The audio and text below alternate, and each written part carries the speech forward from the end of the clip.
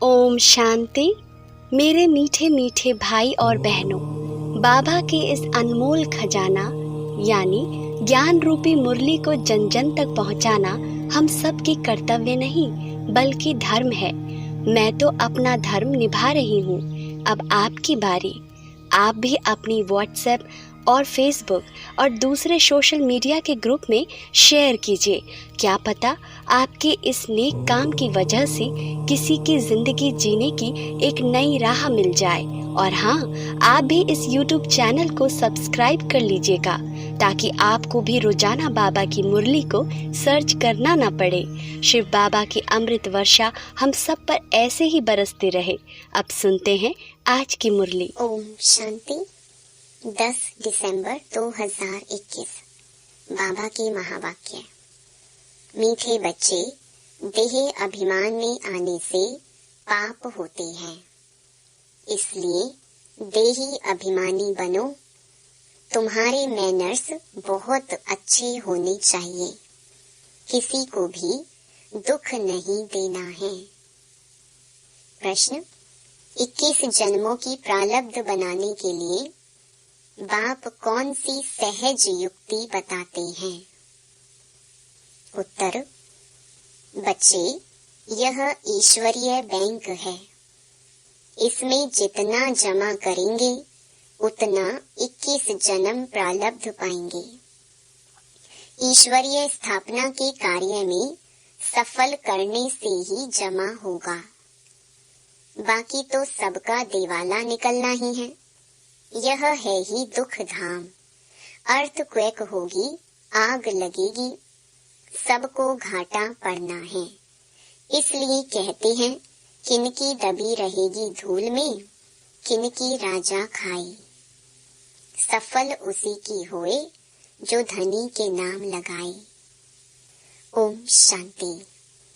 बच्चों को अभी रचता और रचना के आदि मध्य अंत का नॉलेज तो बुद्धि में है। यह भी समझते हैं कि हम भारतवासी पहले पहले सतयुग में सतो प्रधान थे। यह याद बच्चों के लिए बहुत जरूरी है। हरदम याद की यात्रा में रहना, इसमें तो बड़ी मेहनत चाहिए, परंतु रचता और रचना का ज्ञान तो बुद्धि में होना चाहिए ना। हम सतयुग में देवी देवता थे, उसको स्वर्ग कहा जाता है। देवी देवताएं विश्व के मालिक थे, एक ही धर्म था। अक्षरों को भी पूरा समझना चाहिए। तुम बच्चे जानते हो, सतयुग आदि में ही हम सूर्यवंशी घराने में थे। रचता बाबा ने जो आदि मध्य अंत का ज्ञान सुनाया है, वह तो हरेक की बुद्धि में रहना चाहिए। यह कभी भूलना नहीं चाहिए। यह भी तुम जानते हो, हम पुनर्जन्म लेते लेते फिर त्रेता में आए हैं तो 2 कला कम हो गई। सृष्टि भी पुरानी होती जाती है। यह अच्छी रीति बुद्धि में रखना है। जितना तुम याद करते रहेंगे उतना खुशी का पारा चढ़ा रहेगा। फिर त्रेता के अंत बाद आता है द्वापर। द्वापर शुरू होने से दूसरे धर्म स्थापन होते हैं और हम उतरते उतरते भक्ति मार्ग में आते हैं। ऐसे नहीं कहेंगे कि उस समय और धर्म भी भक्ति मार्ग में है।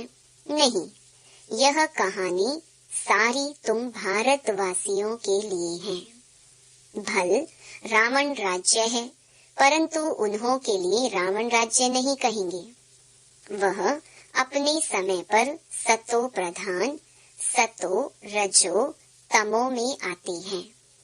धर्मों की स्थापना होनी है, फिर वृद्धि को पाते जाते हैं, फिर गिरते भी रहते हैं। चक्र तो फिरना ही है। इस समय तुम जानते हो, द्वापर के बाद भक्ति मार्ग शुरू हुआ है और भी धर्म स्थापन हुए हैं। अभी तो है कलयुग, तमो प्रधान दुनिया। सृष्टि पुरानी होने के कारण सब तमो प्रधान हो गए हैं। अब यह ज्ञान तुम बच्चे ही जानते हो। यह है सहज ते सहज बात। जो बच्चा भी याद कर ले, परंतु वह याद करेंगे तोते मुहाफिक। तुम बच्चों को तो भाषा आती है, उस अनुसार तुम समझाएंगे।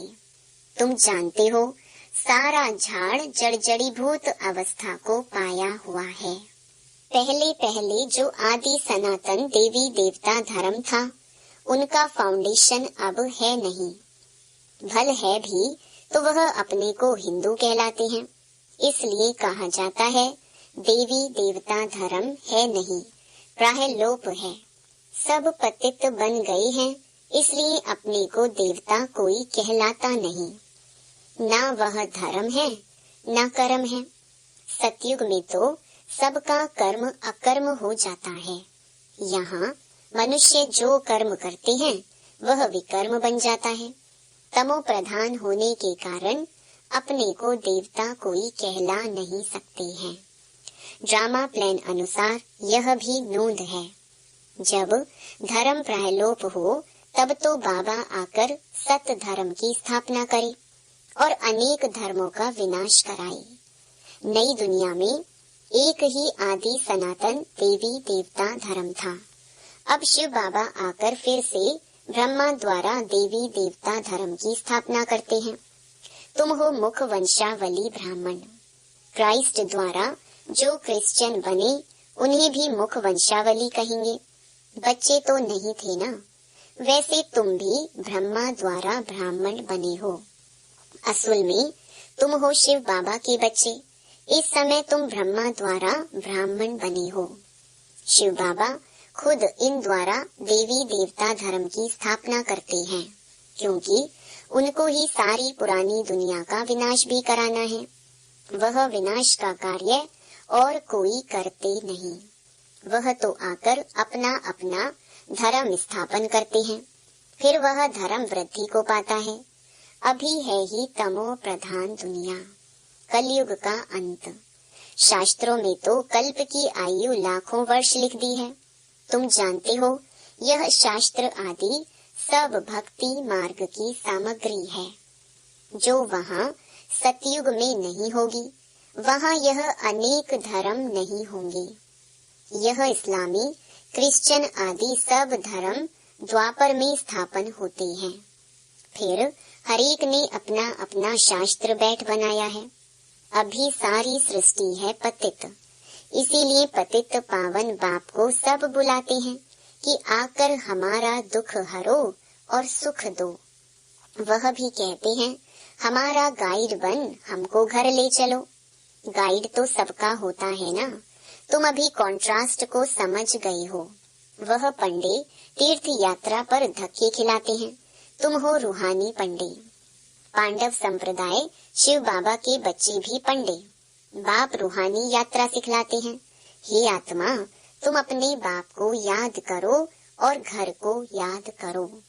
बाबा को याद करने से घर पहुंच जाएंगे, याद नहीं करेंगे तो पाप कटेंगे नहीं। भले तो सबको जाएंगे, परंतु सजा खाकर हिसाब किताब चुकतू करेंगे, अथवा योग बल से चुकतू तो जरूर करना है। तुम जानते हो अभी हम जमा कर रहे हैं। जितना पवित्र बन जास्ती कमाई करेंगे उतना जमा होता है। पुरुषार्थ नहीं करेंगे तो कुछ भी जमा नहीं होगा, घाटा पड़ जाएगा। तुम जानते हो आधा कल्प हम घाटा पाते ही आए हैं। अभी बिल्कुल दिवाला हो गया है, हर बात में दिवाला। अभी बच्चों को 21 जन्मों के लिए जमा करना है। उसके लिए मुख्य है याद की यात्रा। यह तो सदैव स्मृति में रखो। जब भी फुर्सत मिले तो इस स्मृति में रहो। बाबा ज्ञान का सागर है, तो हमको भी रचना के आदि मध्य अंत का नॉलेज है। आप सामान बनाते हैं, जैसे बैरिस्टर इंजीनियर आदि पढ़ाकर आप सामान बनाते हैं ना, ऐसे बाप भी बच्चों को आप समान देही अभिमानी बनाते हैं। बाप देही अभिमान नहीं रखते, यह तो पढ़ाई है ना। जो ज्ञान बाप में है वह तुमको देते हैं। बाप पवित्रता का सागर है तो तुमको भी आप समान पवित्र बनाते हैं। जो नहीं बनेंगे वह सजाएं खाएंगे, फिर पद भी कम हो जाएगा। इस समय ऐसे नहीं कि धन से तुमको साहूकार बनना है, नहीं। बाबा ने समझाया है, गरीब की एक पाई साहूकार का 1 रुपया समान। दोनों को वर्षा इतना ही मिलता है।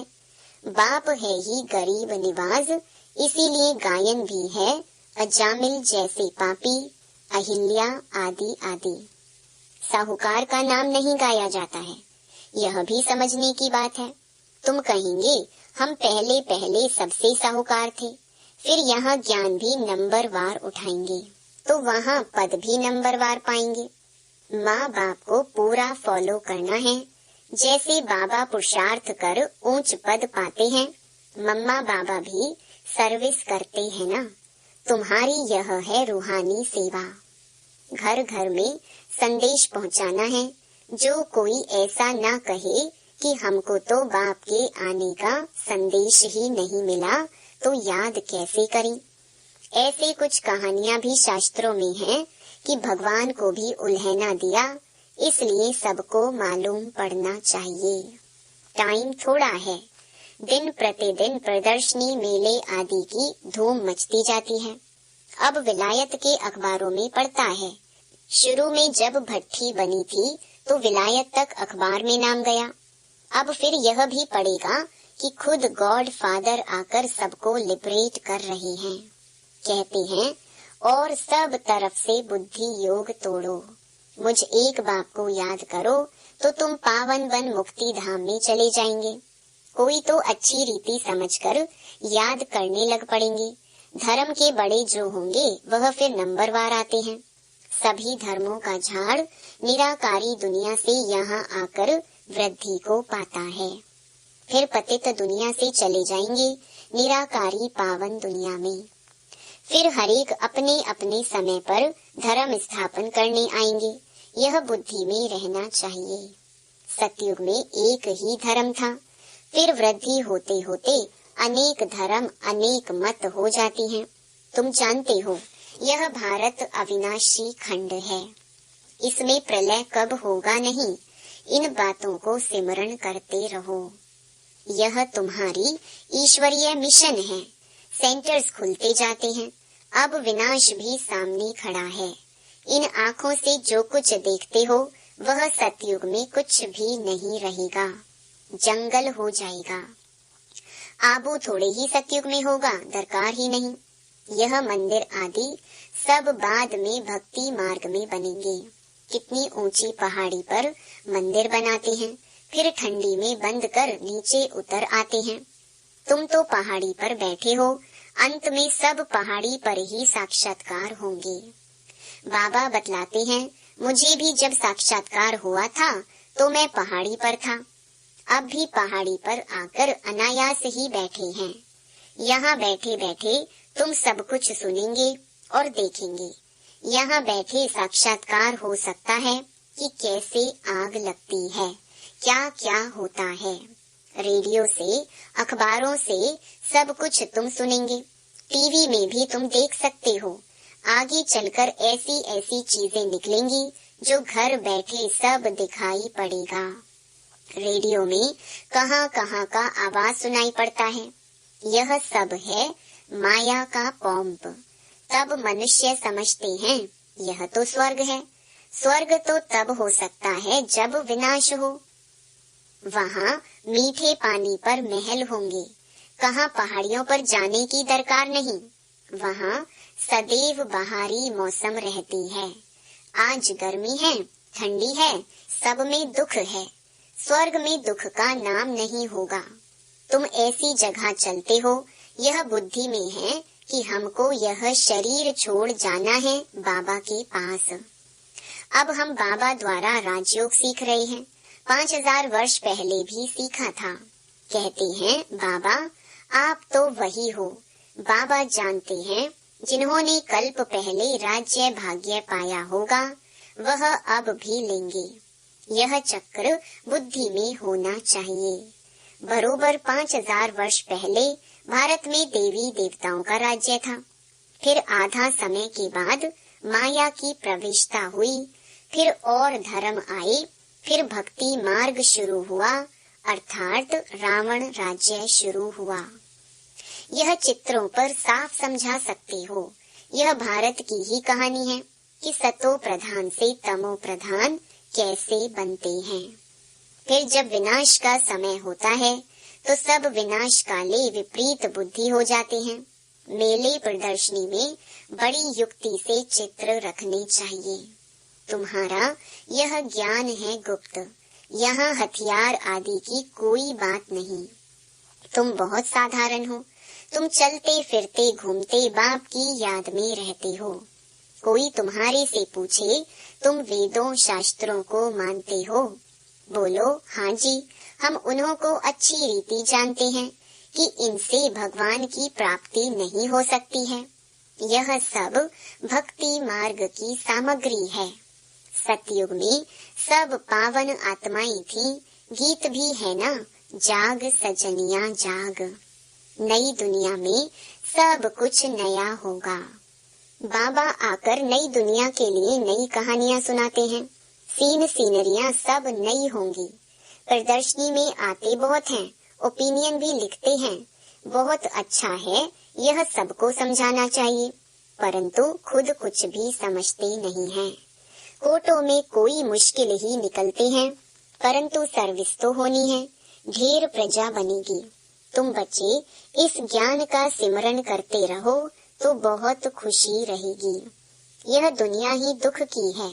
घाटा पड़ा, दिवाला निकला, अर्थक्वेक हुई, सबके पैसे खत्म हो जाएंगे। तब कहते हैं किनकी दबी रही धूल में किनकी राजा खाए, सफल किसकी होगी? जो ईश्वरीय स्थापना के कार्य में लगा रहे हैं। यह है ईश्वरीय बैंक, जो इसमें जितना डाले उतना जमा होता है। जितना जिसने कल्प पहले डाला होगा वह इतना ही शिव बाबा की गोलक में डालेंगे। इसका रिटर्न फिर नई दुनिया में 21 जन्मों के लिए मिलेगा। भक्ति मार्ग में शिव बाबा की गोलक में डालते हैं तो अल्पकाल क्षण भंगुर सुख मिलता है। यहाँ तो डायरेक्ट शिव बाबा स्वर्ग की स्थापना कर रहे हैं तो 21 जन्मों के लिए मिलेगा। भक्ति मार्ग में अल्पकाल का सुख नरक में मिलता है। फिर मैनर्स भी अच्छे चाहिए, किसको भी दुख नहीं देना चाहिए, नहीं तो नाम बदनाम कर देंगे। कभी क्रोध नहीं करना चाहिए। देह अभिमान में आने से पाप तो होते हैं। बाबा के बने हो तो कहते हो बाबा यह सब कुछ आपका है। सच्ची दिल पर साहिब राजी होगा। दिल में कोई खोट नहीं होना चाहिए, नहीं तो और ही गिरते रहेंगे। तुम हो पैगंबर के बच्चे, तुम सबको पैगाम देते हो कि बाप आकर स्वर्ग की स्थापना करते हैं। उसका संदेश सबको देना है। नई दुनिया स्थापन हो रही है, उसके लिए जिनको राजयोग सीखना हो वह आकर सीखे। अच्छा, मीठे मीठे सिकिलधे बच्चों प्रति माता पिता बाप दादा का याद प्यार और गुड मॉर्निंग। रूहानी बाप की रूहानी बच्चों को नमस्ते। धारणा के लिए मुख्य सार। अंदर में कोई भी खोट कमी हो तो उसे निकाल देना है। सच्ची दिल रखनी है। देह अभिमान में आकर कभी क्रोध नहीं करना है। दूसरा, जब भी फुर्सत मिले तो याद की यात्रा में रह कमाई जमा करनी है। वरदान, संपूर्ण समर्पण की विधि द्वारा अपनेपन का अधिकार समाप्त करने वाले समान साथी भव। जो वायदा है कि साथ रहेंगे, साथ चलेंगे और साथ में राज्य करेंगे, इस वायदे को तभी निभा सकेंगे जब साथी के समान बनेंगे। समानता आएगी समर्पणता से। जब सब कुछ समर्पण कर दिया तो अपना व अन्य का अधिकार समाप्त हो जाता है। जब तक किसी का भी अधिकार है तो सर्व समर्पण में कमी है, इसलिए समान नहीं बन सकते। तो साथ रहने, साथ उड़ने के लिए जल्दी जल्दी समान बनो। स्लोगन: अपने समय, श्वास और संकल्प को सफल करना ही सफलता का आधार है। ओम शांति।